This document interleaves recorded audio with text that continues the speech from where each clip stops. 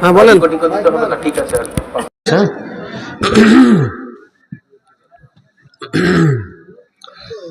نحمده ونصلي على رسوله الكريم أما بعد فأعوذ بالله من الشيطان الرجيم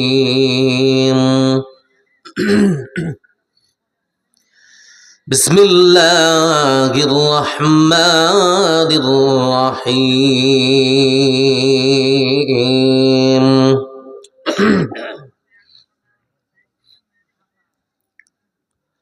وإنك لعلى خلق عظيم. وقال الله تبارك وتعالى أعوذ بالله من الشيطان الرجيم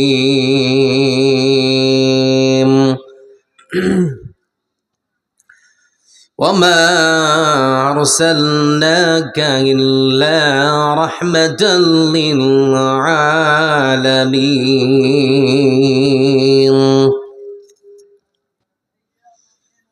আর কত রক্ত ঝরবে, আর কত মানুষ মরবে,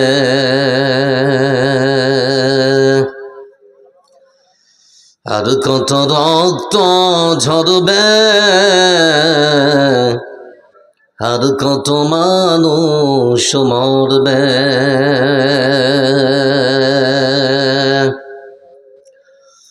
কখনো কি আর সোনালি জামানা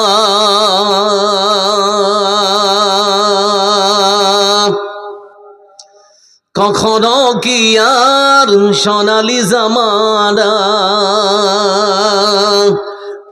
ওমরের যোগ ফিরে আসবে,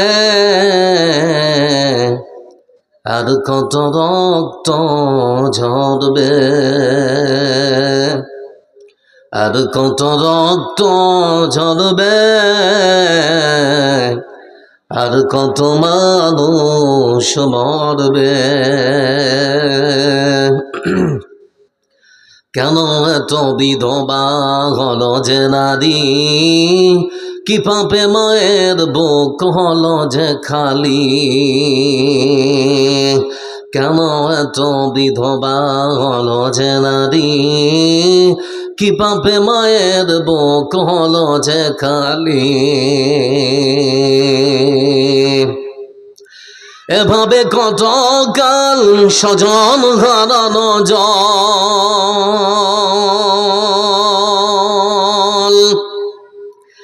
এভাবে কত কাল স্বজন হারানো জল। তারা নির্বাক জবানে কাঁদবে, আর কত রক্ত ঝরবে, আর কত রক্ত ঝরবে, আর কত মানুষ মরবে। স্বাধীন ভারতে বুঝি নেই অবদান, দাড়ি টুপি দেখে কেন বলো তালেবান।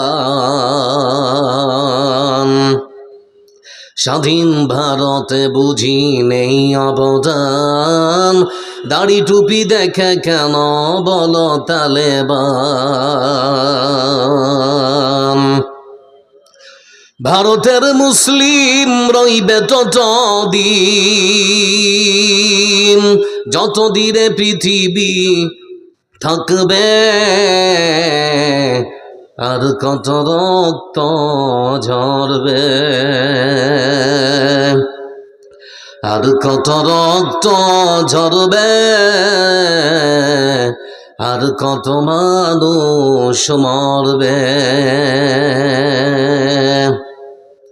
অভাবীরা খেটে মরে দাঁড়ে দাঁড়ে, সম্মান পায় না তারা কারো তরে।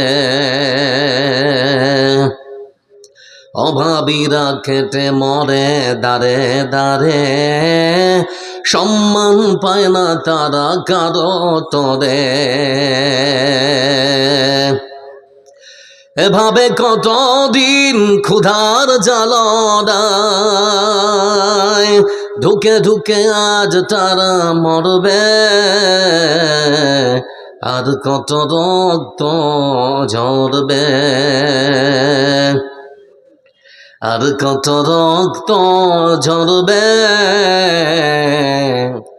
আর কত মানুষ মরবে। বাবু তোমরা দাঁড়িয়ে থাকবে নাকি? তোমাদের বলছি ছোট ছেলেগুলো, আসো আসো আসো আসো আসো, শোনা আমার, চলে আসো চলে আসো, দাঁড়িয়ে আছো কেন? ভাই তোমরাও আসো, ওই যে দুজন হেলান দিয়ে আসো আসো আসো আসো, আজকে কিছু নতুন কথা শুনবো, আসো সবাই আসি ভাই সামনের দিকে। আচ্ছা আমি দেখতে খুব অসুন্দর নাকি? কাছে আসলে শরীরের কালো রংটা লেগে যাওয়ার ভয় আছে।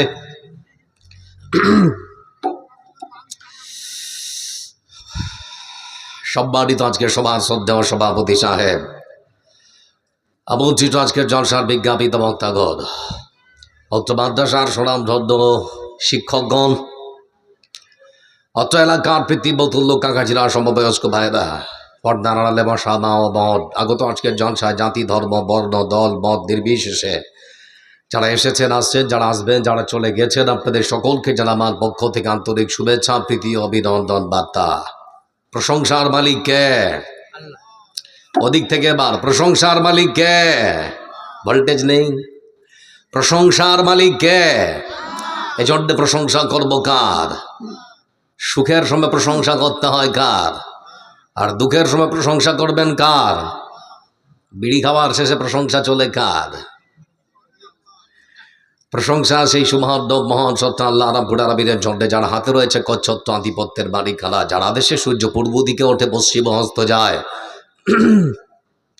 যে মহান সত্তা আল্লাহ রাব্বুল আলামিন বিশ্বের মানুষকে সৃষ্টি করে ছেড়ে না দিয়ে অসংখ্য গণর নবী এবং রাসূল প্রেরণ করে পৃথিবীর মানুষকে সোজা এবং সহজ পথ দেখিয়েছেন।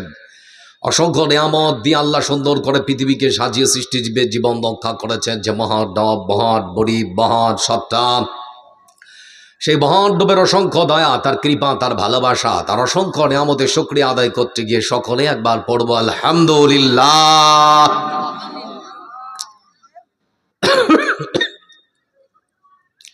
আপনারা ক্রিকেট খেলা দেখেছেন, যা সত্যতা বা হাকিকাত হলো ব্যাটার বলের কম্পিটিশন। কোনো ছেলে বল করবে, ব্যাটসম্যান সজোরে ব্যাটে বলে আঘাত করে বলটাকে যদি বাউন্ডারির বাইরে 4 আর ছক্কা হাঁকায়, বাইরের দর্শক যারা খেলা দেখে তারা উচ্চস্বরে আওয়াজ দিয়ে চিৎকার দেয় 4 আর ছক্কা বলে, নেকি হবে জি।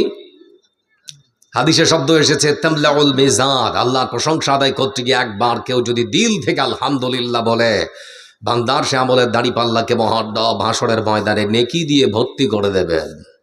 লাভ হবে না ক্ষতি হবে? তাহলে আল্লাহর প্রশংসা একবার আদায় করবো উচ্চস্বরে দিল খুলে মহাব্বতের সাথে আলহামদুলিল্লাহ। আজকের সভাতে আসতে পেরে আপনারা খুশি না বেজার? মনটা খারাপ খারাপ লাগছে? শান্তি বর্ষিত হোক তার পক্ষ থেকে, তার মনোনীত প্রেরিত পৃথিবীর সর্বসারা মহামানব বিশ্বনবী মুহাম্মদ মুস্তাফা সাল্লাল্লাহু আলাইহি ওয়াসাল্লামের উপরে আল্লাহুম্মা সাল্লি আলাইহি ওয়া সাল্লিম বারিক আলাইহি। আমি আপনাদের অনেকের কাছে চেনা, অনেকের কাছে অচেনা অতিথি, অনেকটা পথ অতিক্রম করে আপনাদের কাছে ছুটে এসেছি। আপনাদের বানজারুল মাওলানা সাহেব আমার খুব শ্রদ্ধাভাজন ব্যক্তি। উনি বারবার বলছিলেন আমি কালিয়াচক থেকে এসেছি। আসলে আমার বাড়ি হচ্ছে দক্ষিণ দিনাজপুর, দৌড়পুর, বেলপুকুর, আলাবিদ মিশন, তার পাশে মাদ্রাসা করি, মাদ্রাসা শিমুলতলা নিউ ফারাক্কা, মাদ্রাসা ছুটি, সেজন্য বাড়ি থেকে আসতে হয়েছে। আপনারা যারা এখানে বসে আছেন আপনাদেরকে অনুরোধ করছি একটা, আমি আপনাদের বক্তা, আপনারা আমার শ্রোতা। আমি ওয়াদা করছি যে পরিবেশে আপনারা এখন বসে আছেন, এই পরিবেশে যদি আপনারা বসে থাকতে পারেন, আমি আপনাদের ছেড়ে পালাবো না ইনশাআল্লাহ। আপনারা শ্রোতা হয়ে আমার সঙ্গে একটু ওয়াদা করবেন, আমি যতক্ষণ বলবো প্রয়োজনীয় কথা শোনাবো ততক্ষণ আপনারা বসে শুনবেন, আমাকেও ছেড়ে পালাবেন না ইনশাআল্লাহ। বলুন সবাই, বলুন ইনশাআল্লাহ। কোরআন শুনতে মজা লাগে না? লাগে না? হ্যাঁ, আল্লাহ সামাদ। তাহলে তো ঢলটা ফেটে যায় ভাই। আমার 10-11 দিন থেকে আমার জ্বর সর্দি হয়েছে, দেখছেন না? আমার ড্রাইভারের চাদরটা গলায় পিছিয়ে আসলাম। তো যাক, যতক্ষণ আপনারা সাথ দেবেন ইনশাআল্লাহ আপনাদের সামনে বলবো, আমি আপনাদের ছেড়ে পালাবো না। আরেকবার জিজ্ঞেস করছি, কেমন আছেন আপনারা? আপনাদের মধ্যে কেউ বিজেপি করেন নাকি? আপনারা আওয়াজ দিচ্ছেন না, কেউ বিজেপি করেন এখানে? না। আরেকবার বলছি, কেমন আছেন আপনারা? কি বলতে হয়? আলহামদুলিল্লাহ। তো বন্ধু আমার, আজকে সংক্ষিপ্ত বিবরণে আপনাদেরকে শোনাবো সমাজের শুদ্ধিকরণে একজন মহামানবের আদর্শ মানা দরকার, যার নাম মুহাম্মদ মুস্তাফা সাল্লাল্লাহু আলাইহি ওয়াসাল্লাম। কার আদর্শ মানবো? রাসূলের আদর্শ। কার আদর্শ মানবো? পৃথিবীর বুকে বর্তমান যারা নেতা, এরা আপনার ছেলেকে বই খাতা কলমের পরিবর্তে তুলে দেয় বোমা পিস্তল তরবারি, দেয় না? দেয় না? আর আমার রাসূল আপনার বাচ্চাকে প্রথমত তুলে দিয়েছে বই খাতা কলম, পড়ার কথা তিনি বলেছেন। এজন্য বন্ধু আমার, আজকে যারা নেতা, এরা কখনো নেতা হতে পারে না। এরা সব স্বার্থবাদী, কখন কোন কথা বলে কম দলে চলে যায়, আমাদেরকে বিপদে ফেলে, আমরা কেউ ঘোরডাক করেও টের পাই না। এরকম নেতা আছে না? নেই? আছে। তো বন্ধু আমার, আপনাদেরকে বলতে চাচ্ছি, সমাজের শুদ্ধিকরণে একজন মহামানবের আদর্শ মানব, যার নাম মুহাম্মদ মুস্তাফা সাল্লাল্লাহু আলাইহি ওয়াসাল্লাম।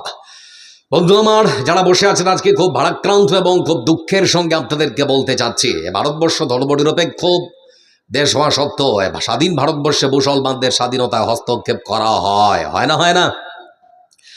স্বাধীন ভারতবর্ষে কেউ যদি মসজিদ ভেঙে রাম মন্দির নির্মাণ করতে পারে, কিন্তু আপনি মসজিদ যদি নির্মাণ করতে চায় তাহলে পরে বাধা আছে না? নেই?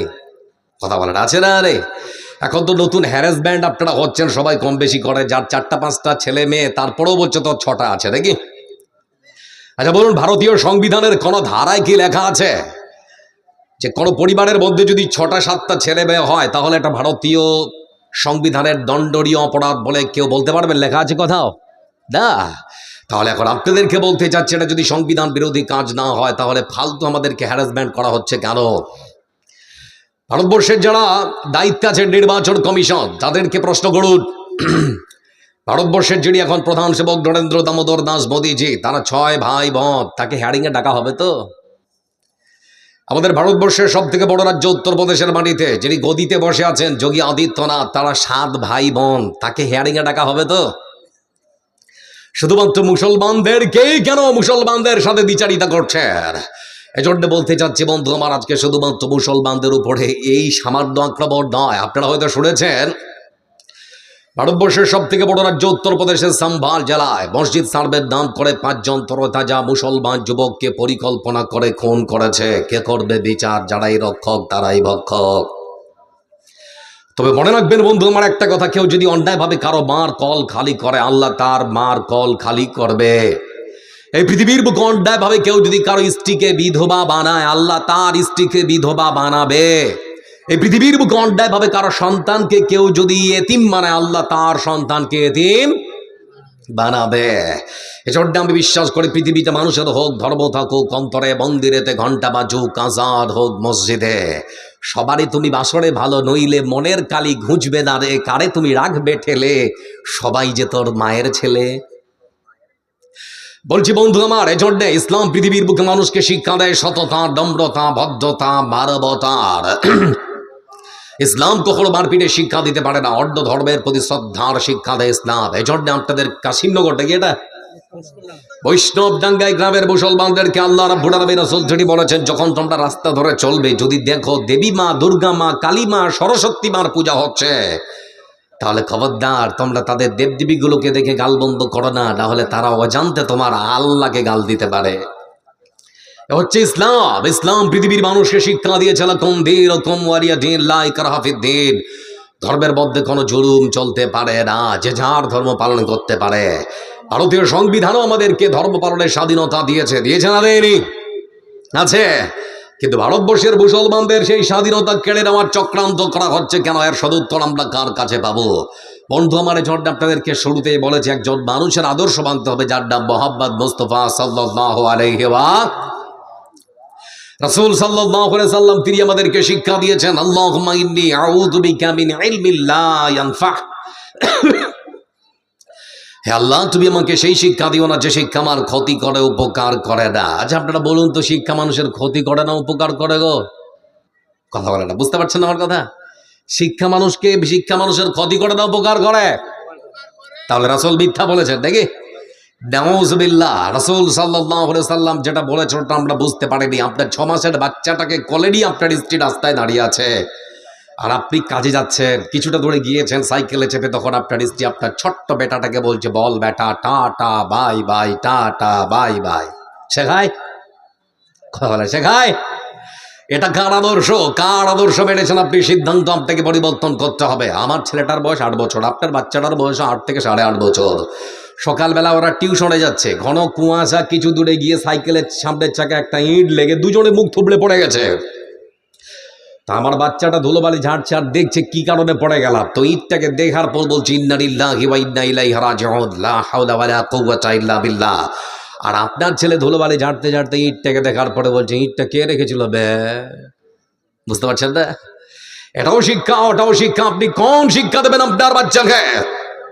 কার আদর্শ আপনার বাচ্চা মানবে, সিদ্ধান্ত আপনাকে নিতে হবে। এজন্য রাসূল বলেছেন, হে আল্লাহ, তুমি আমাকে সেই শিক্ষা দিও না যে শিক্ষা আমার ক্ষতি করে, উপকার করে না। আপনাদের পকেটে টাকা আছে, আছে না? আছে না? মহাত্মা গান্ধী শেষ জীবনে তিনি একটা বই লিখেছিলেন, মাই লাইফ, আমার জীবন। সেখানে তিনি লিখেছেন, সারা পৃথিবী যখন ছিল অন্ধকারে ডুবে, সারা পৃথিবী যখন ছিল অন্ধকারে নিমজ্জিত, ঠিক সেই সময় পূর্বাকাশে উজ্জ্বল নক্ষত্রের আবির্ভাব হয়েছিল। যে উজ্জ্বল নক্ষত্র সারা পৃথিবীকে আলোকিত করেছে, সেই উজ্জ্বল নক্ষত্র আর কেউ নন, তিনি হচ্ছেন মুহাম্মদ মুস্তাফা সাল্লাল্লাহু আলাইহি ওয়াসাল্লাম। আয়ারল্যান্ডের একজন বিখ্যাত নাট্যকার যার নাম জর্জ বার্নার্ড, তিনি আবার আমার রাসূল সম্পর্কে বলতে গিয়ে বলেছেন, এমন এক যুগে রাসূল পৃথিবীর বুকে তিনি এসেছেন, তার আবির্ভাব এমন এক যুগে হয়েছে যে যুগে নারীদেরকে হাটে বাজারে গরু ছাগলের ন্যায় বিক্রি করা হতো। সেই যুগে রাসূল এসেছেন নারীদের মায়েদের সম্মান বাড়াতে বাড়াতে বাড়াতে বাড়াতে। তিনি ঘোষণা দিয়েছেন, যিনি ঘোষণা দিয়েছেন মায়ের পায়ের নিচে জান্নাত, তিনি আর কেউ নন, তিনি হচ্ছেন মুহাম্মদ মুস্তাফা সাল্লাল্লাহু আলাইহি ওয়াসাল্লাম। এজন্য বন্ধু আমার, রাসূল সাল্লাল্লাহু আলাইহি সাল্লাম তিনি ছিলেন যুবকদের কাছে একজন আদর্শবান যুবক, মায়ের কাছে ছিলেন একজন আদর্শ সুসন্তান, স্ত্রীর কাছে ছিলেন একজন আদর্শ স্বামী। এজন্য যারা বসে আছেন না, রাসূলের আদর্শ যদি আপনারা মানতে পারেন তাহলে শ্রেষ্ঠ, না হলে শ্রেষ্ঠত্ব ধরে রাখা যাবে সম্ভব নয়। রাসূলের আদর্শ ছাড়া আপনি আপনার শ্রেষ্ঠত্ব ধরে রাখতে পারেন না।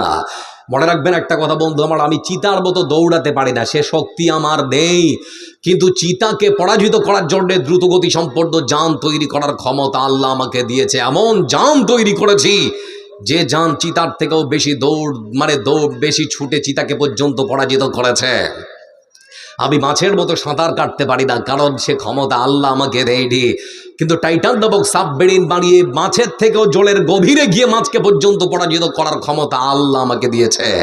আমি পাখির মতো আকাশে উঠতে পারি না, সে ক্ষমতা আল্লাহ আমাকে দেয়নি, কিন্তু আল্লাহ রাব্বুল আলামিন তিনি পৃথিবীর মানুষদেরকে প্লেন বানিয়ে পাখির থেকে আকাশের উপরে উঠবে, পাখিকে পর্যন্ত পরাজিত করার ক্ষমতা দিয়েছে। এজন্যই মানুষ শ্রেষ্ঠ।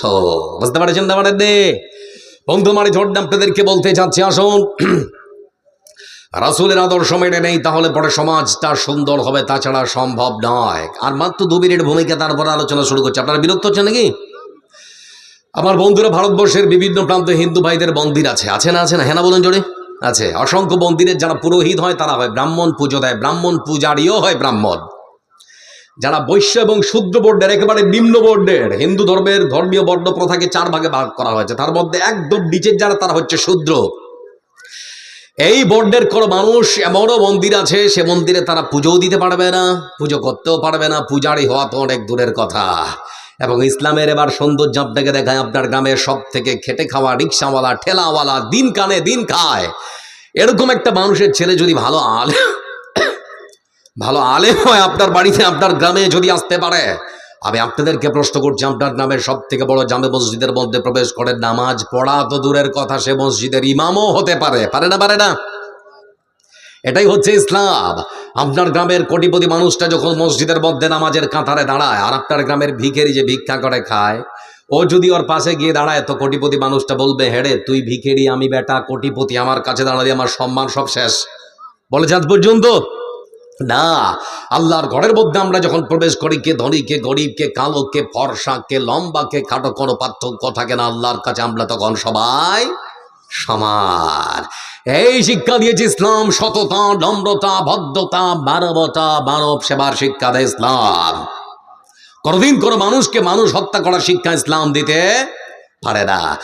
তো যে ইসলাম নিয়ে পৃথিবীর বুকে একজন মহামানব এসেছেন, সেই মানুষটার, সেই মহামানবের আদর্শ, তার চরিত্র, তার আখলাক যদি মেনে নেই, তাহলে পরে সমাজটা খুব সুন্দর হবে। হবে না? হবে না? কথা বলছে না, হবে না? হবে না? তার আদর্শ মানবো ইনশাআল্লাহ। তাই সবাই বলি মানবো ইনশাআল্লাহ। মহান সত্য আল্লাহ রাব্বুল আলামিন তিনি বলেন, وَإِنَّكَ لَعَلَى خُلُقٍ عَظِيمٍ।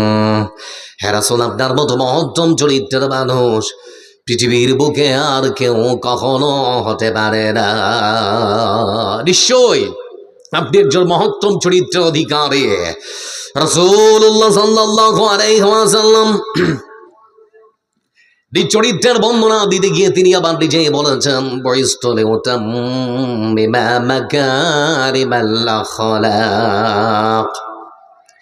এই পৃথিবীর বুকে মহান সত্য আল্লাহ রাব্বুল আলামিনের পক্ষ থেকে আমাকে চরিত্রের পূর্ণতা দান করে পাঠানো হয়েছে। পৃথিবীর বুকে চরিত্রহারা মানুষের চরিত্র গঠন করার জন্য আল্লাহর পক্ষ থেকে পৃথিবীতে এসেছি। সুবহানাল্লাহ বলবেন না? তাহলে চরিত্র নিয়ে পৃথিবীর বুকে আগমন করেছেন মুহাম্মদ মুস্তাফা সাল্লাল্লাহু আলাইহি ওয়াসাল্লাম।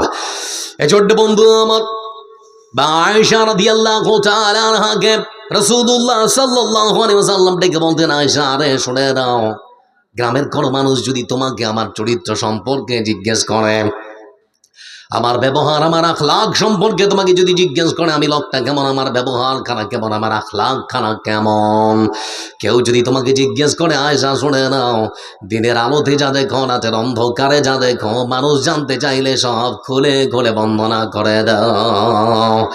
আয়েশা রাদিয়াল্লাহু তাআলা আনহাকে সমাজে যখনই কোনো মানুষ জিজ্ঞেস করেছেন রাসূল সাল্লাল্লাহু আলাইহি ওয়াসাল্লামের চরিত্র খানা কেমন, রাসূলের চরিত্রের বর্ণনা দিতে গিয়ে আয়েশা রাদিয়াল্লাহু তাআলা আনহা তিনি বলেছেন, আল্লাহর কোরআনটা যেমন, আমার রাসূলের চরিত্রটা হলো ঠিক সেরকম। সুবহানাল্লাহ বলবেন না? মানে কোরআনে আমার আল্লাহ যা বলে আমার রাসূল তাই করে, বেশিও করে না, কমও করে না। এজন্য বন্ধু আমার,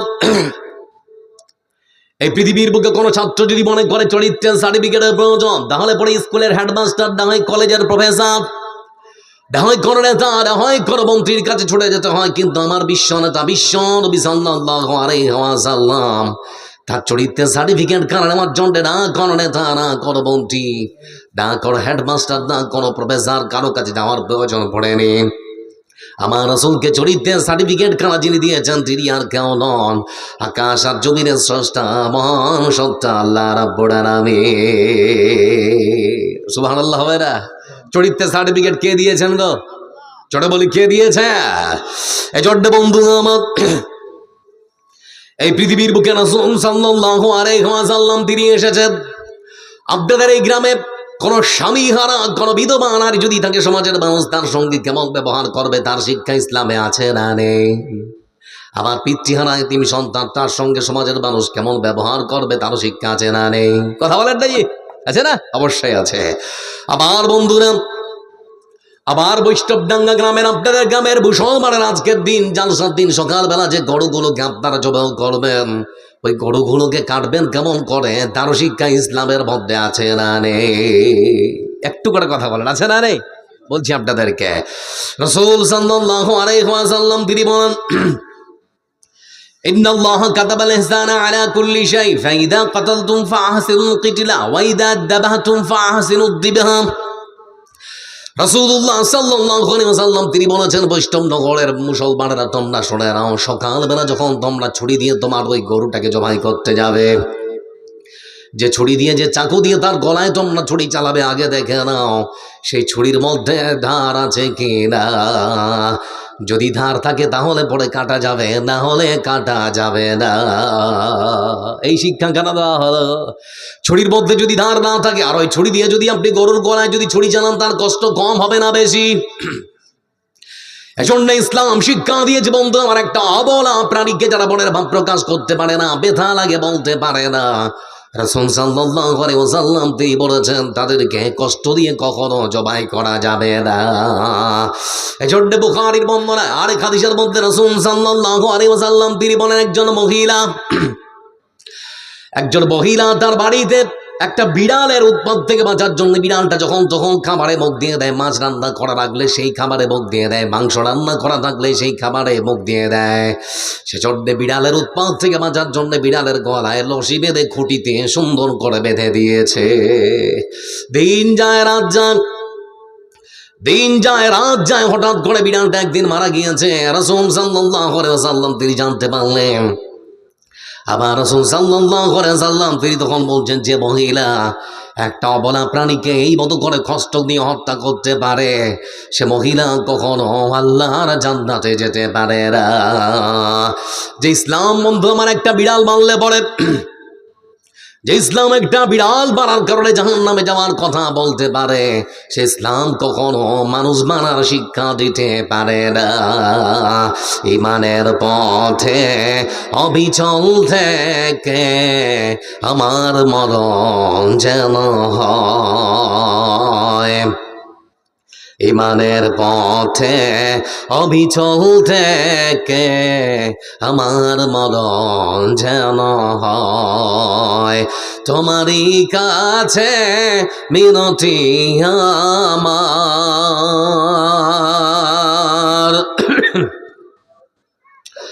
তোমারই কাছে মিনতি আমার, অগরহীন দয়াময়, ঈমানের পথে অবিচল থেকে আমার মরণ যেন হয়। লিল্লাহে তাকবীর। সব ইনকিলাব বলা পার্টি নাকি বলতে পারে নারায়ে তাকবীর। লক্ষ্য করে দেখুন বন্ধু আমার, এজন্য রাসূলুল্লাহ রাব্বুল আলামিন রাসূলকে সম্বোধন করে কোরআনে কারীমের ভাষায় সুন্দর করে বলেছেন, وما أرسلناك إلا رحمة للعالمين। হে রাসূল, আমি আপনাকে সারা পৃথিবীর জন্য করুণা স্বরূপ, রহমত স্বরূপ, দয়ার সাগর স্বরূপ প্রেরণ করেছি। সারা পৃথিবীর জন্য আপনি দয়ার সাগর, রহমতের সাগর, করুণার সাগর। হ্যাঁ ভাইজান, ওই ভাই, ওই ছোট, বসো বসো বসো বসো, একটু বসো, একটু বসো। ভাল লাগে না যে আপনাদের? ভাল লাগে না? একটু বসে থাক, সবাই একসঙ্গে চলে যাবো। ভাই বসো। লক্ষ্য করে দেখুন বন্ধু আমার, কোরআনে কারীমের আরেক আয়াতে আল্লাহ রাব্বুল আলামিন তিনি সুন্দর করে বলেন, وما أرسلناك إلا كافة للناس بشيرا ونذيرا ولكن أكثر الناس لا يعلمون। আল্লাহ রাব্বুল আলামিন তিনি আমার কোরআনে কারীমের আয়াতে সুন্দর করে বলেন, বৈষ্ণব নগরের মানুষ শুনে না মুসলমান, বৈষ্ণব ডাঙ্গা গ্রামের মুসলমানদেরকে সম্বোধন তথা সারা পৃথিবীর মুসলমানদেরকে সম্বোধন করে বলা হয়েছে, মুসলমান তোমরা শুনে নাও, আমার পক্ষ থেকে আমার রাসূলকে আমি সারা পৃথিবীর সমগ্র মানব জাতির জন্য সতর্ককারী আর সুসংবাদদাতা হিসেবে প্রেরণ করেছি। ওখানে সারা পৃথিবীর জন্য, আবার এখানে বলা হচ্ছে সারা পৃথিবীর সমগ্র মানব জাতির জন্য। আপনাদের যদি প্রশ্ন করি, রাসূল কি শুধু মুসলমানদের জন্য এসেছিলেন নাকি? কথা বলে না, শুধু কি মুসলমানদের জন্য না?